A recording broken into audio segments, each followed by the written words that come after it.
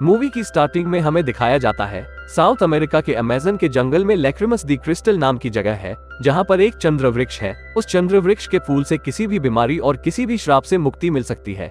इसलिए कई सालों तक लोगों ने उस चंद्र वृक्ष को पाने की कोशिश की, लेकिन कोई कामयाब नहीं हुआ। उस समय एक किंग था जिसका नाम अगीरा था।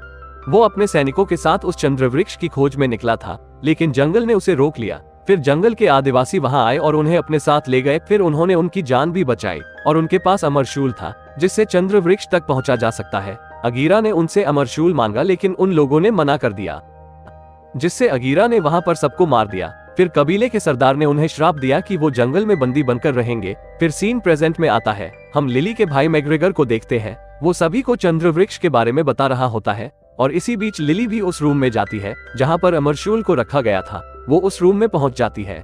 लिली उन लोगों से छिपते छिपाते उस अमरशूल को चुरा लेती है। उसी वक्त उस रूम में इंग्लैंड का प्रिंस भी आ जाता है, क्योंकि उसे भी अमरशूल चाहिए था। वो बॉक्स को ओपन करता है। फिर उसे मालूम चलता है कि वो अमरशूल चोरी हो गया है। लिली अपनी जान बचाकर वहां से भागने में कामयाब हो जाती है। प्रिंस भी हर हाल में उस चंद्र वृक्ष के फूल को पाना चाहता है और वो उसके पीछे जाता है। फिर हम लिली और उसके भाई को देखते हैं। इनके पास एक पुराना मैप होता है और उस चंद्र वृक्ष तक पहुंचने के लिए उन्हें नदी के रास्ते जाना होगा, इसलिए वे दोनों भाई बहन नील के पास पहुंच जाते हैं। वो बोट चलाने में एक्सपर्ट था, लेकिन उसके रूम में फ्रैंक होता है जो अपने बोट की चाबी को चुराने आया होता था। फिर लिली कहती है, मुझे लैक्रिमस दी क्रिस्टल नाम की जगह पर जाना है। वो फ्रैंक को मैप भी दिखाती है। फिर वो दोनों बातें करते हैं। तभी असली नील वहां आ जाता है। फिर अचानक फ्रैंक की नजर अमरशूल के ऊपर पड़ती है जिसको लिली ने पहना था। फ्रैंक को भी वो अमरशूल चाहिए था। इसी बीच वहां पर शेर आ जाता है। फ्रैंक बड़ी बहादुरी से शेर से लड़ाई करता है और उस शेर को वहां से भगा देता है। इसी को देखते हुए लिली उससे सौदा करती है। फिर फ्रैंक अपनी बोट को ठीक कर रहा होता है। तभी वो शेर आ जाता है जो थोड़े समय पहले ही फ्रैंक से लड़ा था, यानी कि वो शेर फ्रैंक का पालतू है। वे लोग वहां से निकल रहे होते हैं कि तभी प्रिंस वहां आ जाता है जो अपने पावरफुल सबमरीन में आया था। वो उसकी बोट के ऊपर हमला करता है, लेकिन फ्रैंक अपने दिमाग से वहां से बचकर निकल जाता है और वो जंगल की ओर जाने लगते हैं। लेकिन प्रिंस इतनी जल्दी हार मानने वाला नहीं था। उसे भी चंद्र वृक्ष चाहिए था जिससे वो और ताकतवर हो जाएगा। फिर प्रिंस अपने सैनिकों के साथ उस गुफा के अंदर जाता है जो जमीन के नीचे थी और वहां पर अगीरा उनके साथ ही कैद थे। प्रिंस नदी के पानी की 2 बूंदों को उसके ऊपर डालता है। फिर वहां से सांप निकलते हैं और वो सांप की मदद से उससे बात करता है। प्रिंस कहता है, अगर तुम मुझे अमरशूल लाकर दोगे तो फिर हम दोनों का मकसद पूरा हो जाएगा, जिससे अगीरा अपने श्राप से मुक्ति पाएगा और प्रिंस ताकतवर हो जाएगा। फिर वो नदी के पानी को उस गुफा में लाता है और वो लोग आजाद होते ही लिली की ओर बढ़ जाते हैं। फिर हमें लिली को दिखाया जाता है जो उस बोट पर थी। वो चुपके से फ्रैंक के रूम में जाकर उस नक्शे को देखने लगती है जो नक्शा चंद्र वृक्ष का था। फ्रैंक ने चंद्र वृक्ष को कई बार बनाया था। लिली समझ जाती है कि फ्रैंक चंद्र वृक्ष के पीछे है। फिर फ्रैंक भी वहां पर आता है। वो कहता है, मैंने इस चंद्र वृक्ष को ढूंढने की कई बार कोशिश की, लेकिन मैं हर बार नाकाम रहा। फिर लिली कहती है, मेरे पास अमरशूल है जिससे उस चंद्र वृक्ष तक पहुंचा जा सकता है। फिर जैसे ही वे लोग बोट के बाहर आते हैं तभी जंगल के लोग उन पर अटैक कर देते हैं, जिससे वे लोग बेहोश हो जाते हैं। वे लोग उन्हें अपने इलाके में लेकर जाते हैं। फिर फ्रैंक उन लोगों से बात करने लगता है क्योंकि फ्रैंक को उनकी भाषा आती थी। लिली कहती है, ये तुम क्या बोल रहे हो? फिर फ्रैंक लिली को समझाते हुए कहता है कि वो मुझे पकड़ ले और तुम दोनों को यहाँ से जाने दे। फिर कबीले की लीडर कहती है कि हमें तुम्हारा अमरशूल चाहिए, लेकिन लिली उसे किसी भी कीमत पर वो नहीं देती। वो अपने हाथ को खोल लेती है और उन पर हमला करने ही वाली होती है। तभी उस कबीले की लीडर अपना मुखौटा खोल लेती है और फिर वो कहती है, हमें फ्रैंक ने ऐसा करने के लिए कहा था। और फिर लिली को समझ आता है कि फ्रैंक उसको धोखा देने वाला था और वो फ्रैंक को एक थप्पड़ मार देती है। फिर कबीले के लीडर लिली को बताती है उस चंद्र वृक्ष की जगह के बारे में और उसे समझ आता है कि वो चंद्र वृक्ष लैक्रिमस दी क्रिस्टल में नहीं है, वो तो लल्लू ना लोटा में है और इसी गलत लोकेशन के कारण कोई वहां तक पहुंच ही नहीं पाया। और फिर लिली कहती है कि मैं वहां अकेले जाऊंगी। और फिर तभी वहां अगीरा आ जाता है और उनके बीच लड़ाई होना शुरू हो जाती है।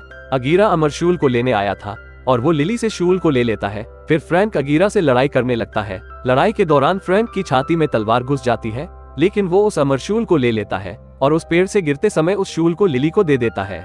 लिली फ्रैंक के मरने से दुखी थी। फिर वो सब वहां से भागने लगते हैं। अगीरा और उनके साथी को श्राप मिला था कि वे नदी से दूर नहीं जा सकते। वे लोग किसी तरीके से बचकर नदी से दूर आ जाते हैं और बच जाते हैं।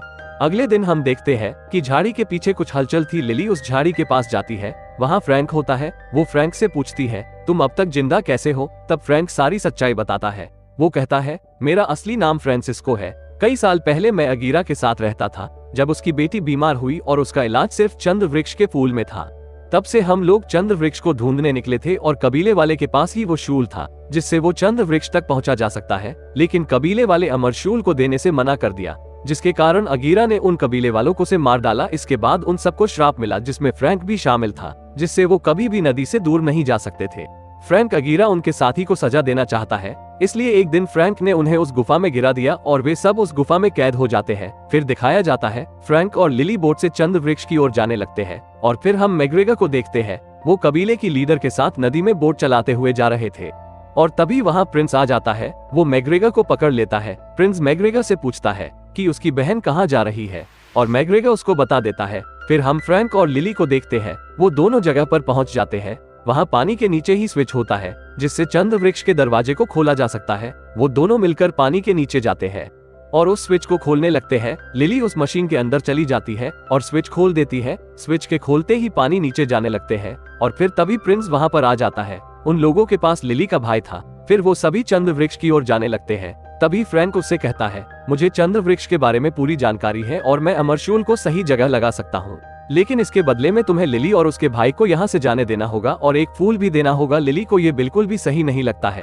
क्योंकि उसे फ्रैंक से प्यार हो गया था। प्रिंस उसका सौदा ही मान लेता है और वो अमरशूल को सही जगह लगाने की कोशिश करते हैं, लेकिन उनको सही जगह नहीं मिल पा रही थी। फिर लिली प्रिंस से कहती है, अगर मैं इसे सही जगह लगा दूं तो तुम्हें मुझे भी एक फूल देना होगा। प्रिंस कहता है, मैं तुम दोनों को एक ही फूल दूंगा, तुम दोनों डिसाइड कर लो कि तुम दोनों में से फूल कौन रखेगा। फ्रैंक कहता है कि उस फूल को रखने से पहले तुम्हें मुझे मारना होगा। फिर वो दोनों मिलकर दिल की जगह को ढूंढने लगते हैं और फिर लिली को याद आता है कबीले के लीडर ने उसे बताया था कि वो शूल नहीं है, वो एक दिल है। फिर वो दोनों समझ जाते हैं कि उसे कैसे लगाना है। वो दिल को तोड़ते हैं और चमकते हुए हीरे को लगा देते हैं और उस दिल को वापस से जोड़कर उसे भी लगा देते हैं।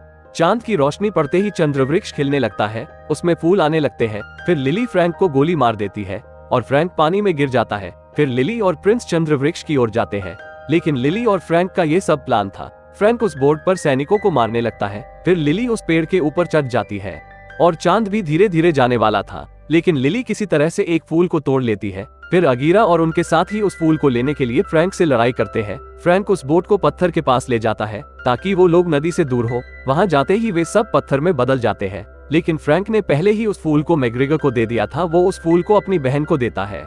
लिली उस फूल को फ्रैंक के मुंह में डालती है, फिर इंतजार करती है। वो जैसे ही वहां से जाने लगती है वैसे ही फ्रैंक अब ठीक हो चुका है। उसके चेहरे पर खून के निशान भी था। फ्रैंक अब उस श्राप से मुक्त हो चुका है और वो चारों जंगल से बाहर भी आ जाते हैं और ये मूवी यहीं पर एंड होती है।